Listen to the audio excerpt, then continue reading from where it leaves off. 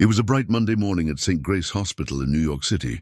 The corridors buzzed with the familiar rhythm of nurses on duty, doctors rushing to rounds, and the faint beeping of machines in every room. Among the morning staff was Emma Carter, a shy but deeply compassionate nurse who preferred to let her care speak louder than her words ever could. Emma was known around the hospital for her gentle demeanor, the kind of nurse who remembered her patients' favorite tea flavors, or who stayed past her shift just to hold someone's hand. That morning, her supervisor approached her and said, "Emma, prepare room 304. We have a new VIP patient coming in. She's an elderly woman, post-surgery. Handle her with care." Emma nodded politely, not asking questions. The VIP ward often hosted the city's wealthy and influential. But to Emma, every patient was the same, human, vulnerable, deserving of kindness. She went about preparing the room, fluffing the pillows, adjusting the temperature, and setting a vase of fresh lilies by the window. A short while later, the door opened and a middle-aged woman entered with the help of an attendant. Her presence was graceful yet humble, soft grey hair, pearl earrings, and an elegant cardigan. But when Emma greeted her, "Good morning, Mrs. Blake. How are you feeling today?" there was no reply.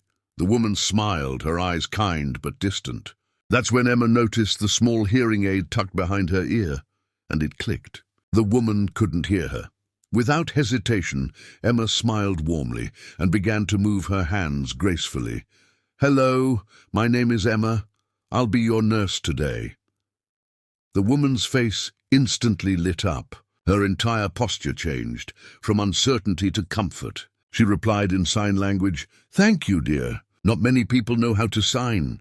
Emma chuckled softly, her eyes gentle. "My younger brother was born deaf. I learned for him." The woman's smile grew brighter, the air between them filled with quiet understanding, a connection beyond words. They began chatting with their hands, laughing softly as if they had known each other for years. What Emma didn't realize was that someone had been watching. At the door stood a tall man in a tailored navy suit, his gaze sharp yet softened by curiosity. His name was Ethan Blake, CEO of Blake Enterprises, one of the city's largest tech firms, and the woman Emma had just connected with so naturally was his mother, Margaret Blake. Ethan had seen dozens of nurses take care of his mother since her surgery, but none had treated her with such natural respect and sincerity. Most tried too hard, or worse, spoke loudly as if shouting would help. But Emma was different. He watched as his mother laughed silently for the first time in months. For Ethan, that was everything. When Emma finally turned around, she froze, her heart skipping a beat. She knew his face from TV interviews and Forbes magazine covers.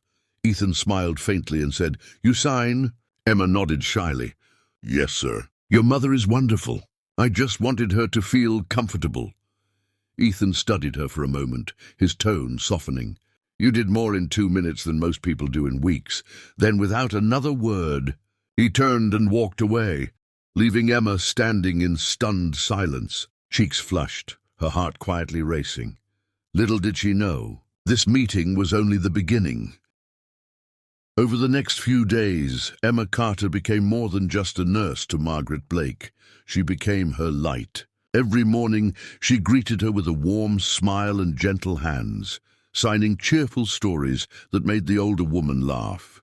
She remembered Margaret's favorite tea, chamomile with honey, and always served it just the way she liked, even adding a flower from the hospital garden to the tray.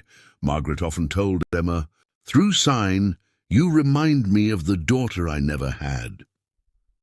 Emma would blush and reply, "You remind me of the grandmother I always wished for." Their bond grew stronger each day, built not on words, but on kindness, a quiet understanding that needed no sound.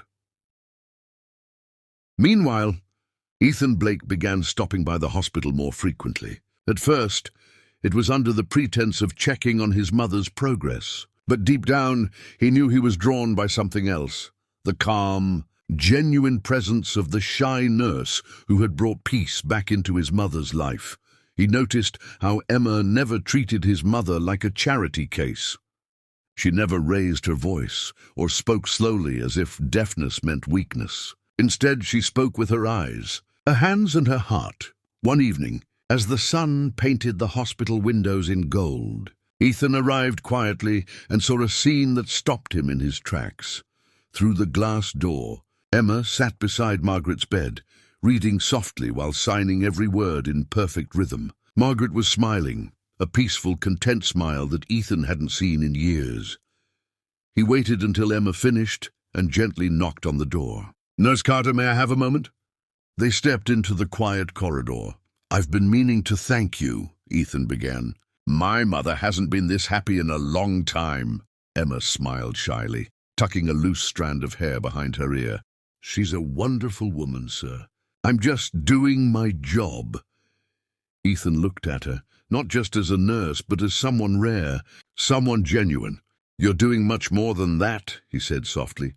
For a moment their eyes met, and silence filled the space between them. Not the kind that's empty, but the kind that speaks volumes. Then Ethan said something that changed her life forever. "I'm launching a new foundation for patients with hearing disabilities, in my mother's honor. I'd like you to help lead the nursing program."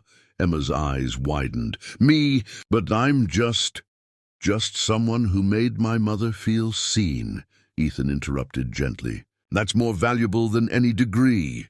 Tears welled in Emma's eyes. "I don't know what to say." Ethan smiled softly. "Say yes."